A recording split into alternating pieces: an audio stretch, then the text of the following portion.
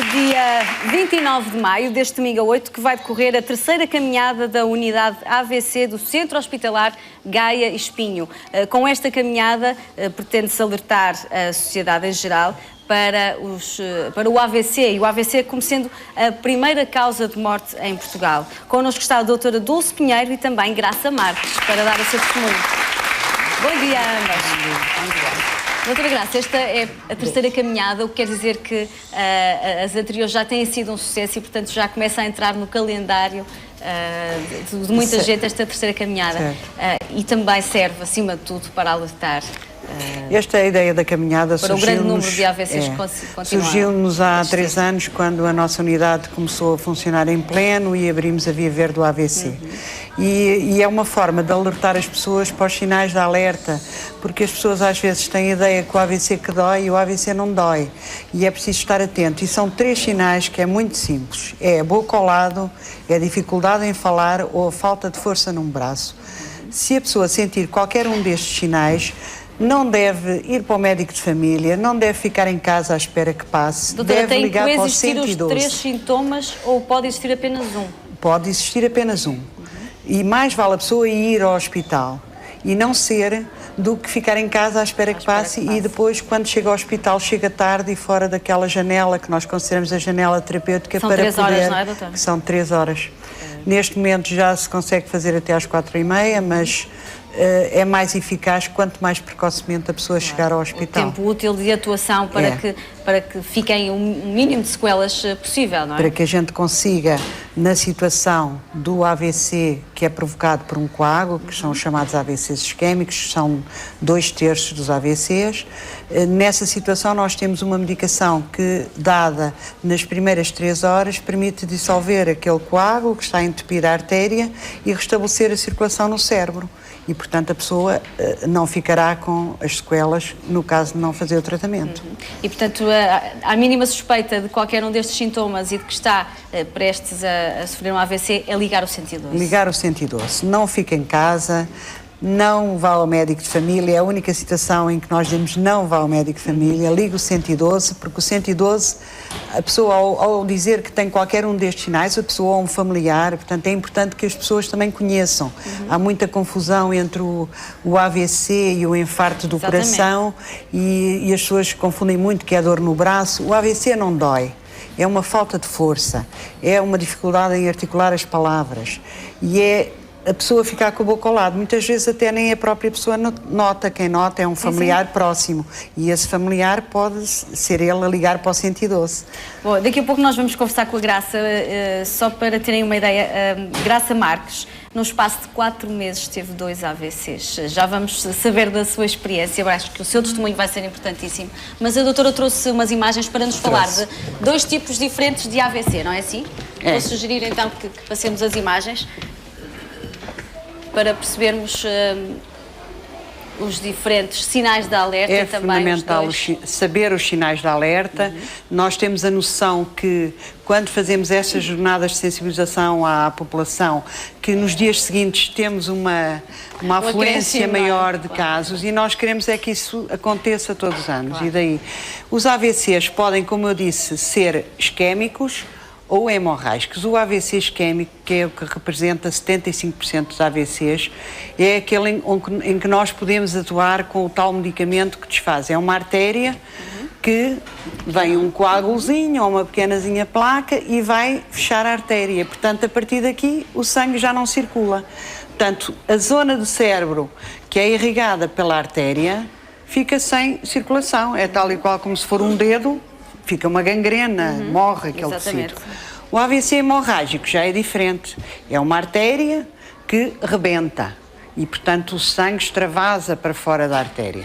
Estas situações são também emergências, têm outro tipo de tratamento, permitem a chegada rápida ao hospital, permite evitar algumas complicações que acontecem na fase precoce, em que a pessoa ainda não está dentro de todas as suas capacidades e pode vomitar, pode aspirar, pode ter as tensões muito altas e necessitar de tratamento. E, portanto, é muito importante também chegar precocemente.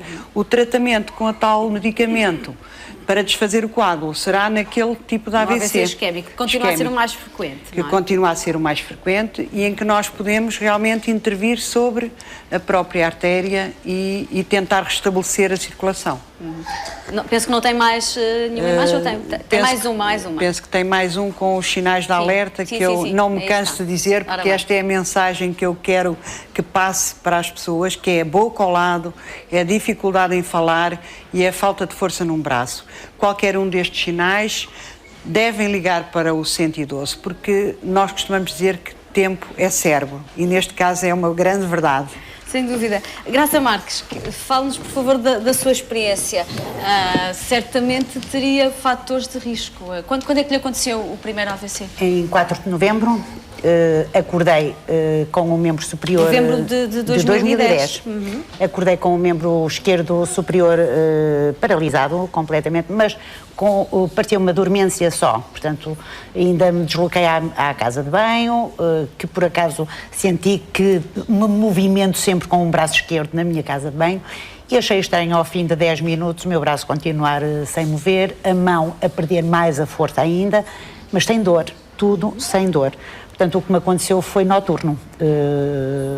E até lá, alguma coisa fazia supor que isso acontecesse? Ou seja, tinha algum problema de saúde que pudesse confundir com esses sintomas? Tenho um problema de colesterol genético agravado com as neiras que fazemos pela nossa vida fora. Sou uma fumadora de 35 anos.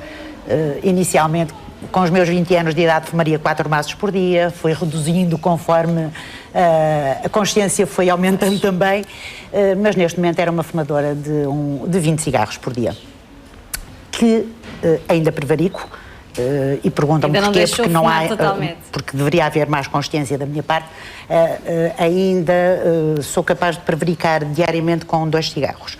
O cigarro da manhã, porque eu acho que até faço esse esforço para depois durante o dia não pensar que poderei fumar. A sua mente com outras Mas esta semana prometi a mim própria que vou eliminar esses 2 cigarritos na minha vida também. Mas é importante, porque se fosse fácil deixar de fumar, muito mais gente deixaria. Não é fácil. Não é fácil. É uma dependência, é uma droga.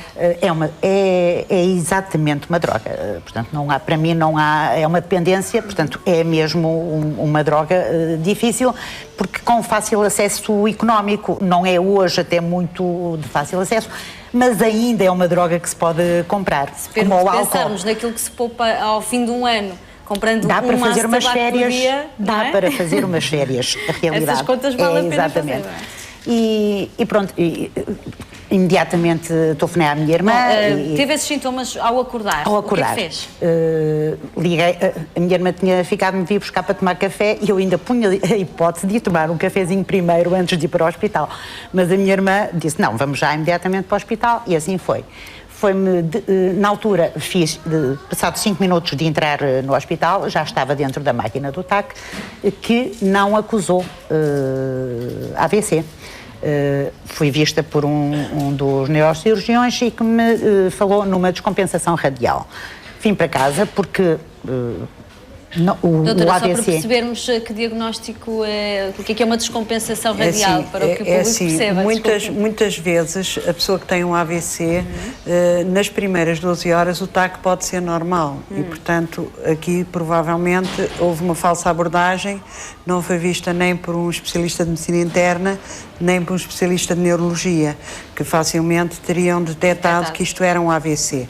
E se tivesse ligado para o 112, se calhar teria ativado a linha verde do AVC, não é? Do AVC, e teria imediatamente sido recebida no hospital por um médico AVC. Que existe em todas as equipas de urgência um médico que está mais direcionado para este tipo de doença e, portanto, às vezes há quadros que não são assim tão claros e que podem passar despercebidos. Exatamente. Bom, com esse diagnóstico depois voltou para casa? Voltei para casa e no dia seguinte, quando me levantei, possivelmente deve ter sido novamente um ataque noturno, senti a minha perna rastejar. Portanto, eu já não conseguia levar a perna. Senti mesmo sempre o chão a tocar. sempre sem dor. E a minha irmã chamou novamente o INEM, em que já entrei imediatamente outra vez. Demorei quase exatamente a mesma coisa, portanto fui atendida imediatamente. E então aí acusou imediatamente o AVC. E pronto, e fiquei logo internada na unidade de AVCs durante 15 dias. A preparar-me possivelmente para uma cirurgia, porque depois os exames que fiz, a ecodoppler, mostrou que tinha uma carótida com 95% de bloqueio já. Tenho a carótida esquerda também com bloqueio e uma estenose pequena na aorta, mas que a tenho também. Mas neste momento, peço desculpa, neste momento o que me fez ter o segundo AVC foi um bloqueio total da carótida direita. Portanto, esta carótida que fechou completamente. Entretanto, a sua vida teve que mudar, os seus hábitos mudaram? Mudaram. A nível alimentar também, porque eu era uma pessoa que adorava queijo, comia uma média de 200 gramas de queijo por dia. Não toco no queijo e isso, não como absolutamente nada com gorduras. Bebo um bocadinho de vinho à refeição, não sempre, porque não tenho o hábito de beber, mas posso beber um bocadinho de vinho, mas não toco numa ponta de gordura, só como legumes, carnes brancas e peixe. Nem todos, não como marisco, por exemplo. Houve uma data de mudanças na minha vida. Acho que é terrível, não é? Terminou mesmo. Exercício físico? Faço 4 km da parte, eu vivo muito próximo da praia e tenho um passadiço de 2 km e pico, quase em frente à casa. E então faço 4 km de manhã e 4 km a seguir ao jantar. Doutora Dulce, convém fazer aqui também um parênteses. A Graça tinha 2 importantíssimos fatores de risco. É muito importante e penso que a maioria das pessoas só depois de apanhar o primeiro susto é que começa realmente olhar para as coisas com outros olhos. Infelizmente, nós às vezes aprendemos quando apanhamos um susto, e no caso da Graça, por acaso, ela conseguiu que o susto fosse pequeno, mas, e não ficar deficitária, não está muito bem, mas a Graça tem um problema de colesterol muito alto, com placas de gordura nas carótidas, e que, inclusive, no primeiro AVC, nos criaram alguns problemas, dado o risco de cirurgia, de podermos soltar algum bocado daquela placa de gordura e provocar-lhe um AVC durante a cirurgia. Graças a Deus que correu muito bem a cirurgia e ela, pelo menos aquela carótida funciona. Agora, é muito importante que as pessoas queiram viver muitos anos, mas queiram viver muitos anos com qualidade. E isso depende um bocado da própria pessoa, de adquirir hábitos de vida saudáveis, de não fumar, Quando somos jovens não pensamos nisso, pensamos que somos imortais. Mas nós agora temos uma população cada vez mais envelhecida e o objetivo dos médicos não é prolongar muito a vida às pessoas, desde que não tenha qualidade. Claro, é prolongá-la com também qualidade. Quero um dia vir a ter 80 anos e andar todos aí queremos a chegar 4 lá, km, mas bem, não é? 4 km por dia. Portanto, mas para isso é preciso ter alguns cuidados e nós temos que pensar que não é depois de acontecer que vamos adquirir esses hábitos, é antes. É fazer uma alimentação saudável, é fazer exercício físico regular. Nas pessoas que têm fatores de risco, como a hipertensão, como a diabetes, controlar muito bem com a medicação esses fatores de risco e é a única forma de se evitar o AVC. Claro, e convém dizer também que as unidades de AVCs espalhadas por todo o país têm evoluído imenso. A do Centro Hospitalar de Gaia, certamente que desde 2006, quando abriu, já evoluiu muito. Evoluiu. Nós começámos, a nossa unidade abriu em 2006, isto vem já da experiência de outros países que chegaram à conclusão que realmente o tratamento de doentes em unidades diferenciadas, com pessoas vocacionadas para este tipo de patologia e com cuidados diferenciados e com equipas que são equipas multidisciplinares. Nós temos neurologista, temos internista, temos enfermagem de reabilitação, temos fisioterapia, portanto, temos assistente social também, porque os doentes, ao terem alta, muitas vezes precisam do apoio social. E nós gostamos de dar continuidade ao trabalho que é iniciado na nossa unidade. Temos também em Espinho uma unidade de cuidados continuados, que é uma unidade de convalescença de 30 dias, que é uma unidade piloto a nível do país, para cuidados no doente com AVC, e em que os doentes saem extremamente recuperados, aqueles que entram com déficits. Claro. e que é muito importante a reabilitação na fase inicial do AVC. Vamos então fazer o último convite aqui para esta caminhada. Vamos, que vai sim, decorrer então no dia 29 de maio, deste domingo a 8.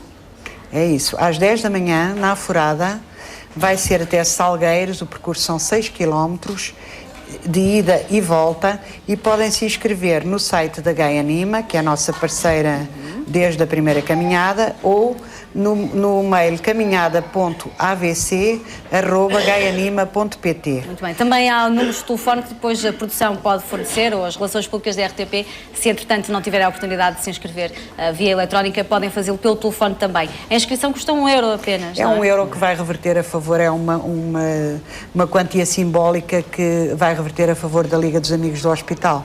Eu aproveito para lhe deixar também para si Muito obrigada. um convite, não esteve lá na outra, espero que esteja nesta. Muito obrigada, assim estarei tiver trabalho. se estiver disponível. Muito obrigada. Não se esqueça então de continuar a lutar pelo AVC. Vai correr ou vai caminhar? Vou caminhar, Graça. correr, ainda não corro esse risco. Ainda está em fase de estágio para a corrida, não é? Não sou grande corredora, gosto de caminhada. Mas caminhar mesmo. já é suficiente. Caminho Que mesmo. conselho é que deixa a quem esteja com algum fator de risco, a quem esteja numa vida estressada, demasiado estressada para pensar na sua saúde? Deixo o que toda a gente sabe, ouvirmos aquelas pessoas que nós achamos que são muito chatas, que nos estão sempre a chamar a atenção. Estão mais ao nosso lado, não é? Exatamente, e que nos alertam sempre porque não deixam o cigarro e nós dizemos nunca fumaram, não sabem o que é. Portanto, alerto que as pessoas têm que começar a pensar na sua qualidade de vida e não contar só que são os médicos que nos vão salvar. Temos que nós fazer alguma coisa por isso também. Muito por isso. Muito obrigada, Graça. Muito obrigada, doutora Dulce. Felicidades.